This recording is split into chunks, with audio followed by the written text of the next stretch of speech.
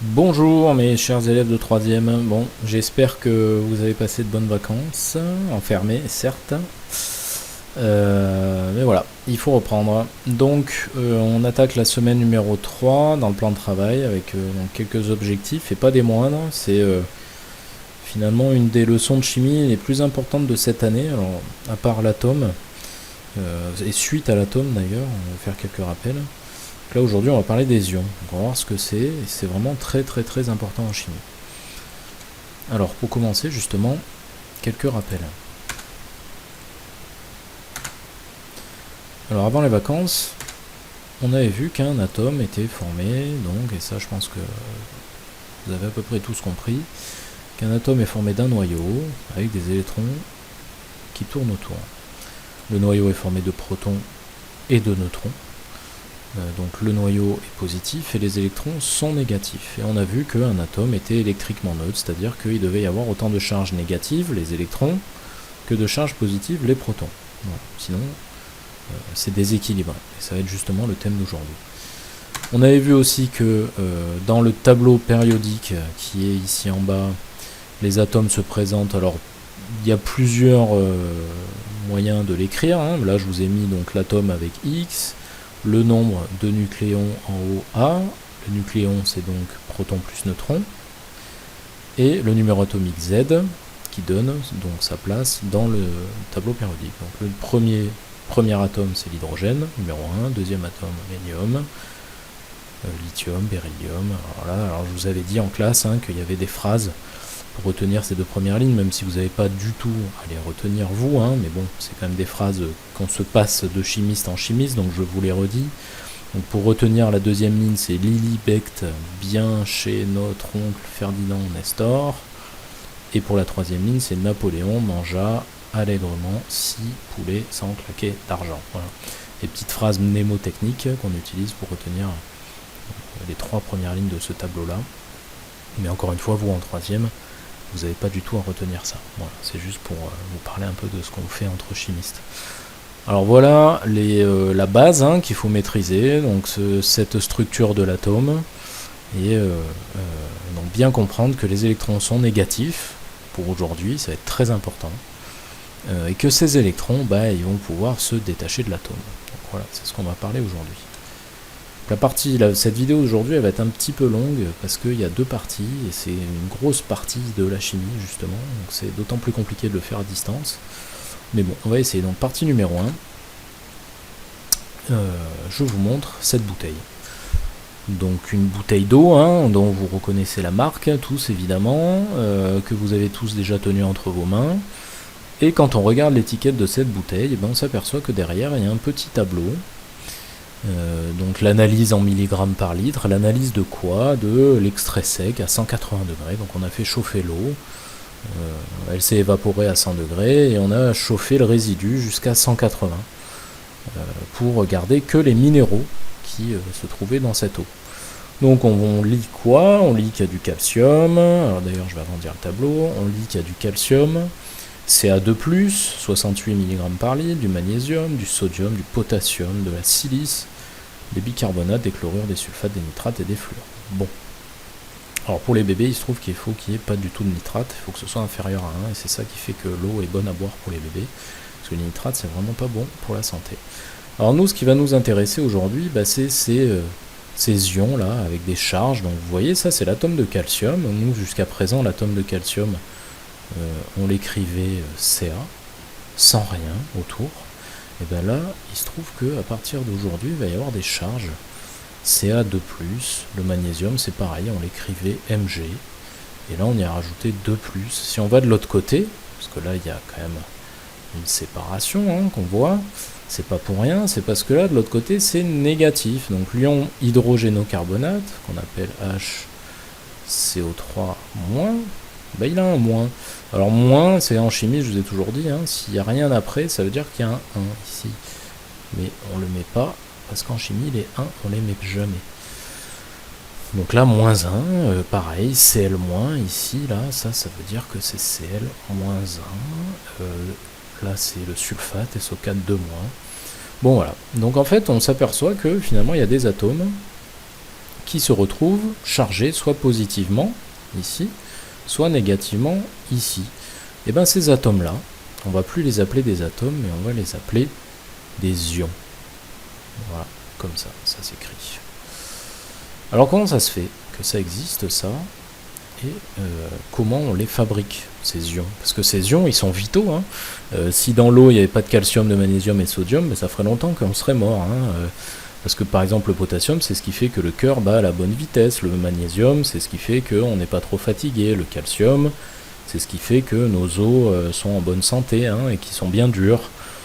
Voilà, les bicarbonates, les chlorures et tout ça, ça fait que le sang a une bonne composition chimique, et du coup, on est bien vivant. Si on buvait de l'eau déminéralisée, donc sans ions, ben on irait vraiment pas bien du tout et on mourrait très rapidement. Donc les ions, c'est très très très important pour la vie. Et on va voir comment ils se fabriquent. Donc c'est l'objectif numéro 5, vous devez savoir ce qu'est un ion, des cations et des anions. Alors, qu'est-ce que ça peut bien être que ça? On va voir quelques exemples. Alors, on a vu, dans les leçons avant les vacances, que l'atome d'hydrogène,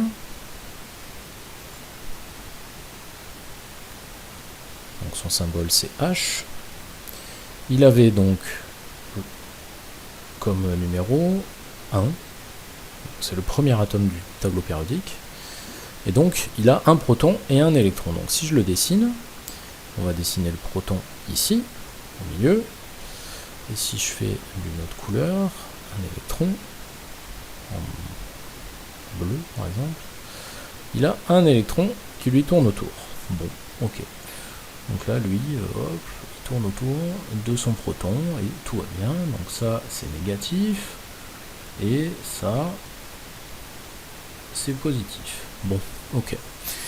Et bien il se trouve que dans la nature et dans les réactions chimiques, les électrons ils peuvent partir, ils peuvent être arrachés de l'atome. Donc c'est-à-dire que lui là, il peut sauter et puis partir ailleurs. Donc ce qui fait que si on enlève une charge négative de cet atome, qu'est-ce qui va rester? Par exemple si j'efface là, hop, j'arrache l'électron et je laisse que le proton. Qu'est-ce qui va rester? Un plus. D'accord? Donc s'il reste qu'un plus, je reprends ma couleur rouge. S'il reste que ce plus là, et bien mon atome d'hydrogène qui au départ était neutre, électriquement, qu'est-ce qu'il va devenir? H plus 1. D'accord? Et comme je vous ai dit qu'on était en chimie, on marquait jamais les 1, et ben j'efface mon 1 et je marque juste H+. Donc voilà comment on travaille, voilà comment on transforme un atome au départ neutre électriquement en ion H+. D'accord? On va voir un autre exemple, par exemple le lithium. Ça vous permet peut-être de comprendre. Donc le lithium, je vous laisse chercher dans le tableau, c'est le numéro 3, il s'écrit Li, donc c'est le 3. Donc le lithium, il a 3 protons. Hop.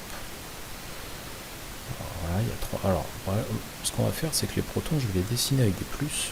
Ce sera plus facile. Donc plus, plus et plus. Et donc, depuis le début du confinement, je vous apprends que pour être électriquement neutre, il faut qu'il y ait autant d'électrons autour. Donc on va faire 3 électrons autour de cet atome.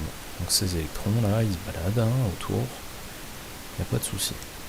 Donc voilà, là notre atome de lithium, 3+, 3-, tout va bien. Les neutrons, on s'en occupe pas pour aujourd'hui, c'est pas la peine. Et bien le lithium, il se trouve que lui, il aime bien qu'on lui en arrache un électron. Alors ça, je sais plus, à certaines classes, j'avais eu le temps de le dire en classe, je vous avais dit qu'il y a des atomes qui aiment bien perdre ou gagner des électrons selon la place qu'ils ont dans le tableau périodique. Bon, ça sera au programme de lycée, vous verrez ça plus tard. Donc le lithium, lui, il aime bien qu'on lui arrache un électron. Donc hop, par exemple celui-là, là, et ben hop, il va partir. Donc je l'efface. Et il me reste, faisons le point, avec le stylet laser, ça ira mieux. Hop. Il me reste donc 3+ et 2-. Ce qui fait, si je fais l'addition des charges, j'ai 3+, moins 3 moins. D'accord, je mets 3 plus, moins 3 moins. Mais ça va être égal à quoi? 3 plus, moins 3 moins. Pardon, je me suis trompé complètement. C'est n'importe quoi, c'est pas 3 moins, c'est 2 moins, du coup. Donc moins 2 moins, et donc il reste 1 plus. Ce qui fait que le lithium, il devient quoi? Li plus 1. Et donc, comme on est en chimie, et que je vous ai toujours dit, on ne les marque pas, on marque Li+. Voilà comment on passe de l'atome de lithium à l'ion lithium. Voilà, donc là on a vu deux exemples de cations. Pourquoi les cations? Alors, ça va être des cations, je vais prendre une autre couleur. On va appeler ça des cations parce que ils sont positifs. Alors un petit moyen de le retenir, regardez tout de suite, dans cation, qu'est-ce qu'on voit? 1 plus ici, ok? Et voilà comment on retient cation et anion. Donc les cations vont être positifs. Allez, j'efface tout et on passe aux anions qui eux vont être négatifs.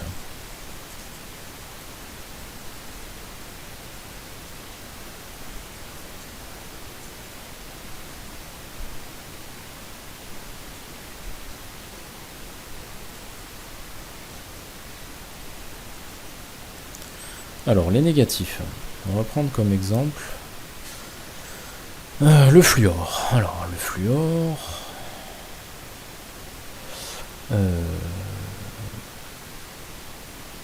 qui lui, alors directement finalement, si on reprend, alors attendez, si je reprends le tableau périodique, hop, je viens là, le fluor, il est ici, d'accord, donc c'est le numéro 9. Et donc il a 9 électrons et 9 protons. Allez, on y retourne, hop.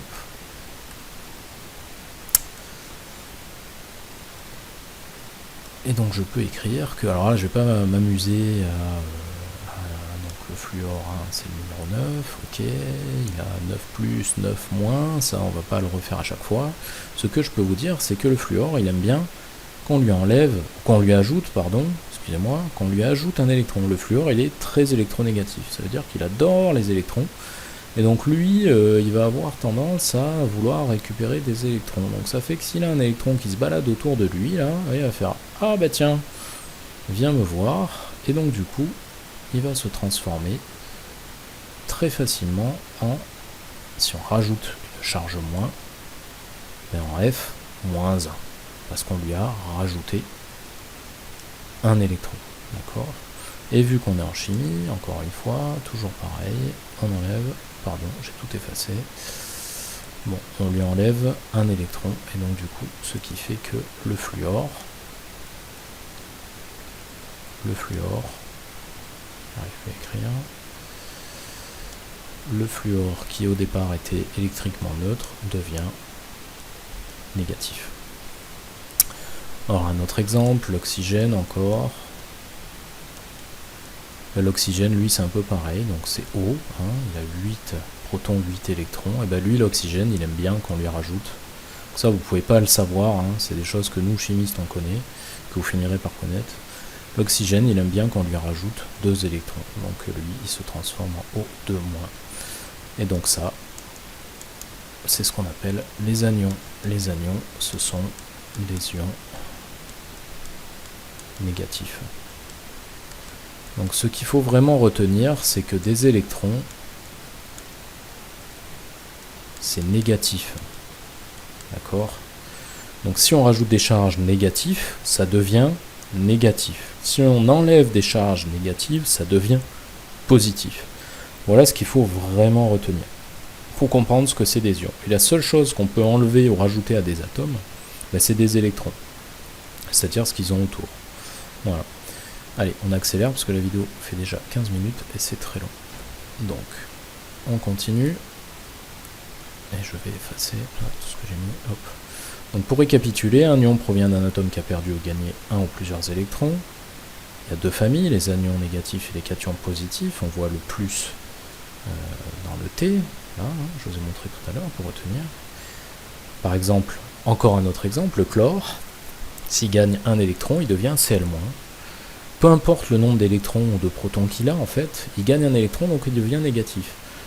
Et l'aluminium, lui, il aime bien perdre 3 électrons souvent. Donc du coup, il vient 3 fois positif, donc Al3+. Voilà.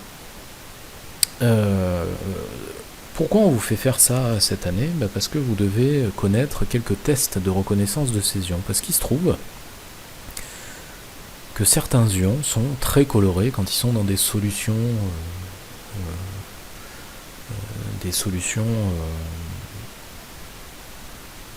aqueuses. Voilà, je cherchais le mot. Donc à base d'eau. Et ces ions vont être très colorés. Donc vous allez devoir me rendre un petit travail, une enquête, où vous êtes restaurateur au musée Fab de Montpellier. Donc c'est vous qui avez l'habitude de travailler à restaurer diverses peintures à l'huile dans le musée. Vous êtes un expert en chimie de l'art, les pigments, les vernis, les liants. Rien ne vous échappe et vous connaissez parfaitement l'ensemble des tableaux du musée Fab. Sauf qu'un matin, en arrivant, passez à côté de ce tableau-là, que certains de mes élèves ont déjà vu d'ailleurs, parce que je les ai emmenés le voir, la vue de village de Frédéric Basile. Et vous disent c'est pas possible, ça va pas. Le ciel bleu là, c'est pas le même que d'habitude. Vous avez l'impression que quelqu'un a échangé le tableau contre une copie. Et vous allez donc mener l'enquête à partir des documents que je vous ai donnés en pièces jointes, et à partir de cette enquête et de ces documents, vous devez me dire si ce tableau est le vrai ou le faux. Voilà. Et donc ça, vous allez le faire grâce à des tests d'ions. Et vous allez, en fait, je vous donne moi les résultats des tests qui ont été faits sur ce tableau-là, et ça va être à vous de me dire si oui ou non ce tableau est vrai ou pas. Donc voilà ce qu'il va falloir me rendre le plus tôt possible, hein, après cette semaine ou la semaine prochaine, peu importe. Mais déjà, il faudra bien comprendre cette vidéo. Donc, qu'est-ce que c'est que ces tests? Pour faire ces tests, on va utiliser 2 autres produits qui sont assez dangereux, donc du coup, on va en parler un petit peu. Le premier produit qu'on va utiliser et qu'on aurait dû utiliser en classe, c'est la soude, ou l'hydroxyde de sodium, d'accord, en chimie, ou la soude caustique, qu'on voit en magasin. Bon, alors généralement, en chimie, on appelle ça la soude. Qu'est-ce que c'est que ça? À la base, c'est des petits cristaux, des paillettes, on appelle ça, de soude, qu'on va mettre dans de l'eau pour donner une solution de soude. Alors ici, elle est à une certaine concentration, et nous, au laboratoire, on achète ça et on vous met ça dans des bouteilles, dans des petits comptes-gouttes. Voilà les pictogrammes qu'on trouve dessus. Ce pictogramme, il veut dire que c'est corrosif, ça veut dire que ça attaque la peau et que c'est très dangereux pour la peau et les yeux, d'accord, entre autres. Et donc, évidemment, qu'est-ce qu'il va falloir mettre? Les lunettes, la blouse et les gants. En classe, si on l'avait fait, vous auriez mis tout ce matériel là pour vous protéger. Et cette soude, qu'est-ce qu'on nous dit aussi? Qu'elle contient les ions Na+, et HO-, qui sont les ions donc sodium et les ions hydroxyde. Donc Na+1 et OH, HO-1, c'est-à-dire que lui a perdu un électron et lui a gagné un électron. Voilà. Donc ça, c'est le premier produit qu'on va utiliser. Autre produit qu'on utilise qui est aussi dangereux pour faire des tests, le nitrate d'argent. Nitrate d'argent, à la base, c'est une poudre, pareil, qu'on va mettre dans de l'eau ou dans de l'ammoniac, ça dépend. Vous voyez tous les pictogrammes qu'il y a dessus, donc c'est quelque chose qu'il faut faire très attention. C'est ce qu'on appelle un comburant, c'est-à-dire que ça va favoriser les incendies. C'est dangereux pour l'environnement, donc il ne va surtout pas falloir le jeter dans l'évier. Et c'est aussi corrosif. Et cette solution de nitrate d'argent, elle contient quoi comme ion? Les ions argent, Ag+, 1. D'accord, donc lui, il a perdu un électron, l'ion argent. Et l'ion nitrate, NO3-, qui a donc gagné un électron. Donc ce nitrate d'argent, voilà, donc on va mettre les lunettes, les blouses et les gants pour l'utiliser, évidemment.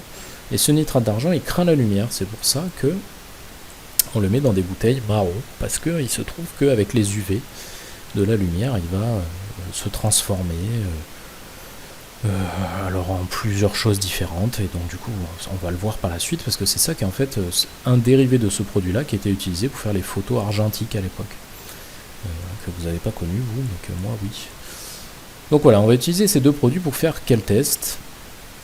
Et bien les voici. Donc je vous ai proposé un petit tableau, donc on aurait fait toutes ces expériences en ligne, et après je vais vous mettre les vidéos des tests que vous pourrez aller voir en direct.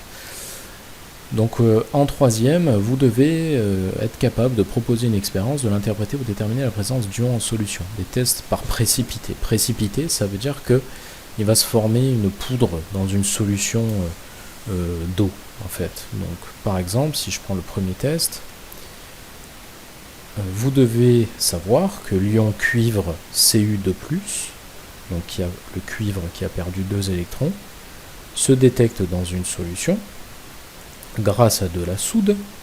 Donc vous versez quelques gouttes de soude. Je vous laisse voir la diapo d'après. Là, je vais vous donner une vidéo où on voit les expériences, d'accord, où on met quelques gouttes de soude dans une solution de sulfate de cuivre. Et ça donne un précipité bleu comme ça. Dès qu'on fait tomber les gouttes, en fait, il se forme ce petit solide dans le tube à essai. Voilà. Donc en fait, tous ces tests là, donc là c'est pareil, l'ion fer 2, l'ion fer 3, l'ion zinc et l'ion chlorure, vous devez non pas les apprendre par cœur, parce que ce tableau-là, par exemple, il vous serait donné au brevet, mais par contre, vous devez le comprendre. C'est-à-dire que si on vous donne un jour un tube à essai comme ça, avec une photo de tube à essai, par exemple celui-là, rouge brique, là, couleur rouille un peu, vous devez être capable de dire quel ion il y a dans ce tube à essai. La réponse c'est quoi? C'est l'ion Fe3+, d'accord, qui a cette couleur-là, quand on le met au contact de la soude.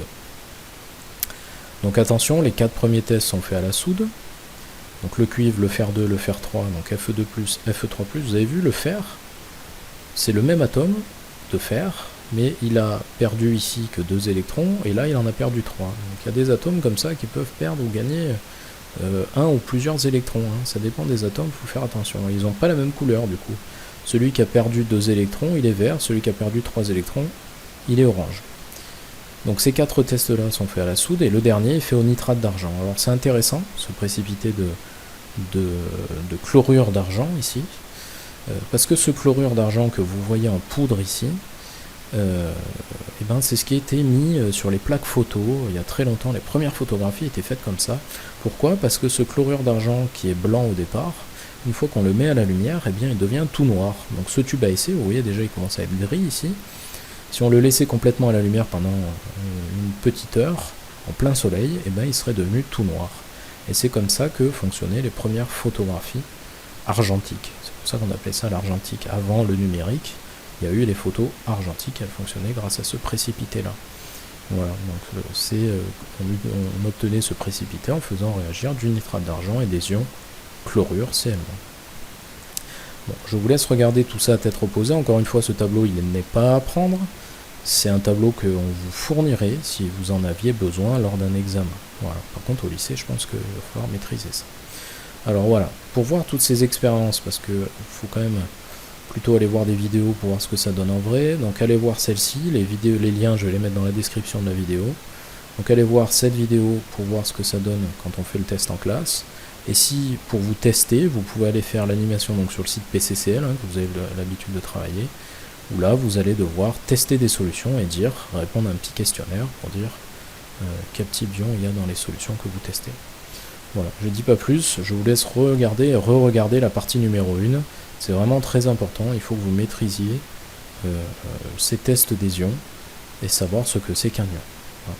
Là on est déjà à 25 minutes de vidéo, donc je vais essayer de raccourcir pour la suite. Donc, partie numéro 2, on part d'un exemple de journal, d'un article de journal que j'ai vu, que j'ai trouvé. Donc récemment, il y a eu des cas d'électrocution. Ça, c'est un article de journal qui date de février 2020, donc c'est pas très vieux. Les dangers du téléphone portable dans la salle de bain. Bah oui, parce qu'il y a de plus en plus de gens qui font comme cette dame là et qui prennent un bain en chargeant son téléphone à la prise. Voilà. Donc la direction générale de la protection de la consommation, voilà, alerte, elle dit depuis quelques années, plusieurs décès par électrocution liés à l'utilisation des téléphones portables dans la salle de bain ont été enregistrés. Alors c'est vrai, on pense qu'un téléphone portable ça ne craint rien, pourtant, dans le premier cas, une de personnes qui est morte, la victime utilisait son téléphone branché sur le secteur, alors qu'elle était dans sa baignoire. Donc elle branchait son portable pour le recharger, et elle s'est fait électrocuter. Bon. Dans 2 autres cas, les victimes étaient en train de brancher le chargeur de leur téléphone en ayant les mains mouillées et ou les pieds dans l'eau. Donc ça, tout le monde le sait. Il faut éviter de toucher des fils électriques quand on est mouillé, évidemment, parce qu'on peut s'électrocuter et du coup mourir complètement. Ça, c'est évident. Mais pourquoi, du coup? Comment ça se fait que quand on touche l'électricité, quand on est mouillé, on craint plus de se tuer que quand on a les mains sèches? Alors ça, il y a un monsieur qui a fait l'expérience, qui est lui. J'ai pas mis sa meilleure photo, c'est fait exprès. Alors il est absolument génial ce type, et c'est une chaîne YouTube qu'il faut absolument aller voir, qui s'appelle Electroboom. Donc il a 3,5 millions d'abonnés, c'est pas pour rien, il les mérite vraiment. C'est un physicien qui est basé au Canada et qui fait tout un tas d'expériences d'électricité absolument folles. Et bien souvent il se fait mal, et il fait exprès de se faire mal pour montrer aux gens et faire comprendre l'électricité aux gens. Donc nous c'est en chimie qu'on va regarder ça, et lui qu'est-ce qu'il fait? Donc la vidéo elle est là, pareil je mettrai le lien dans la description. Il teste pourquoi l'eau est conductrice d'électricité ou pas, et est-ce qu'on risque de s'électrocuter ou pas. Donc là vous voyez il met un voltmètre dans de l'eau, et là il y a du courant électrique qui passe dans ses fils, hein. C'est vraiment hyper dangereux ce qu'il fait, donc ne le faites surtout pas à la maison. Lui il le fait parce qu'il sait ce qu'il fait, et que voilà, il le fait dans de bonnes conditions. Donc vous ne le faites absolument pas à la maison, c'est c'est hyper dangereux, vous risquez de vous électrocuter. Donc voilà, donc là il teste, d'abord de l'eau, il voit que le courant passe pas trop, et après qu'est-ce qu'il fait? Il rajoute du sel. Et oui, parce que ce qui fait que de l'eau va être conductrice ou pas, c'est le fait qu'elle va contenir des ions ou non. Si une eau contient des ions, elle va conduire l'électricité. Si elle n'en contient pas, elle ne conduira pas l'électricité. Bon, voilà, en fait, je vous donne la réponse directement. Mais c'est ce que vous devez comprendre aujourd'hui. On est dans la leçon sur les ions. Et donc, c'est ce qui fait qu'un liquide va conduire l'électricité ou pas. Donc par exemple, si on faisait cette expérience en classe, on mettrait un générateur avec une lampe, hop, deux petites pinces croco et du papier filtre à café là, avec de l'eau. Bon. Si on mettait que de l'eau du robinet, il ne se passerait pas grand chose. Par contre, si on s'amusait à mettre un petit peu de l'eau salée dessus, hein, si vous rajoutiez là du sel, il se passerait des choses, et la tension, elle commencerait à monter. Vraiment. Voilà. Pourquoi? Parce que le sel, qu'est-ce que c'est? Le sel de table, c'est des ions Na+, et des ions Cl-. Et qu'est-ce qu'on voit apparaître? On voit apparaître un plus et un moins. Et le plus et le moins, où est-ce qu'on le retrouve? Sur le générateur. Donc plus et moins ici, plus et moins ici, forcément tout ça, ça va conduire le courant. Donc qu'est-ce qui va se passer si vous mettez du sel de table, Na+, Cl-, sur la feuille qui est mouillée? Ces ions-là, ils vont conduire le courant. Pourquoi? Parce qu'ils sont chargés, et donc ils sont attirés par leur opposé. Donc le plus, il va être attiré par la borne négative, et le moins, il va être attiré par la borne positive. D'accord? Donc ça, c'est ce qui fait que quand on est dans l'eau, on risque de s'électrocuter ou pas. Et vu que vous prenez votre douche, il y a toujours du savon, les savons ils contiennent beaucoup d'ions. Et donc c'est ce qui fait que l'eau devient très conductrice, et que c'est très dangereux d'utiliser un appareil électrique quand vous êtes dans l'eau, c'est complètement interdit. D'accord? Donc voilà ce qui fait qu'une solution conduit l'électricité ou pas, c'est que si elle va contenir des charges électriques ou non. D'accord? Voilà pourquoi dans sa vidéo il rajoute du sel. Je vous laisse regarder la vidéo, et je vous laisse regarder cette expérience-là après. Alors, une solution aqueuse, qu'est-ce que c'est? Il y a deux cas possibles. Soit cette solution, elle est aqueuse, où elle contient des molécules qui ne sont pas chargées électriquement, soit c'est une solution aqueuse qui contient des charges, d'ailleurs j'ai un peu coupé les choses, qui contient des charges ioniques, donc des charges plus et moins, des cations et des anions. Donc le premier cas, vous faites une solution par exemple avec du sucre.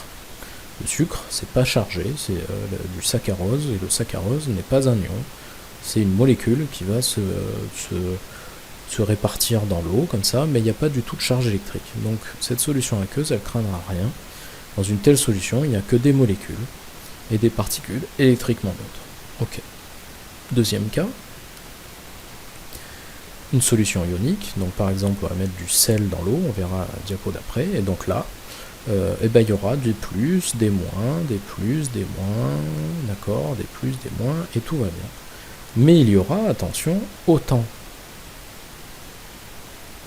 je l'écris, de plus que de moins. Donc si vous mettez un cristaux de sel, si vous mettez du sel, il y aura autant de plus que de moins. Donc cette solution-là, elle ne sera pas chargée électriquement. Faut pas rêver, on ne fabrique pas de l'électricité comme ça. Donc cette solution, ok, il y aura des ions dedans, mais il y aura autant de plus que de moins, donc elle ne se transforme pas en pile électrique comme ça tout de suite. Non, c'est complètement équilibré. Donc voyons-le tout de suite, si vous fabriquez une solution ionique, donc vous prenez un cristaux de sel, vous le mettez dans de l'eau salée, bon ok, vous faites une dissolution, ça s'appelle, et cette dissolution, elle transforme un cristal, au départ, en solution ionique avec des plus et des moins qui se promènent dedans. Encore une fois, cette solution est électriquement neutre. Ce n'est pas une pile, ça ne fabrique pas de l'électricité comme ça, on ne peut pas le faire comme ça tout seul. Par contre, ça va conduire le courant. Pourquoi ça va conduire le courant? Parce qu'il y a des plus et des moins, et donc à partir du moment où on va brancher une pile à ça, ça va pouvoir se promener, le courant va pouvoir se déplacer grâce aux charges électriques qu'il y a dedans. Voilà ce qu'il faut comprendre. Donc si vous mettez des ions dans un liquide, ça va permettre au courant de passer. Si vous mettez des molécules qui ne sont pas chargées, du genre du sucre, ça ne changera rien au fait que l'eau conduise ou pas le courant. Alors pour mieux comprendre tout ça, parce que là à distance c'est pas évident, vous allez aller voir cette vidéo de l'expérience d'un prof de chimie qui rajoute du sel dans l'eau et qui teste si le courant passe ou pas. Donc, pareil, je mettrai le lien dans la description. Et pareil, allez faire cette animation où vous allez voir ce que c'est qu'une solution qui est conductrice d'électricité ou pas. Voilà, 32 minutes de vidéo, c'est hyper long, j'espère que vous avez tenu le coup, je suis vraiment désolé, c'est vrai que c'est une grosse leçon. Toutes les vidéos jusqu'à la fin de l'année ne seront pas comme ça, mais celle-là, il fallait vraiment marquer le coup. N'oubliez pas de me rendre le travail, donc l'enquête sur le tableau, de me dire si c'est le vrai ou le faux tableau. Voilà. Bon. Donc j'attends vos retours. Bon courage et bon travail, et à bientôt, à la semaine prochaine pour la prochaine vidéo. Bon courage.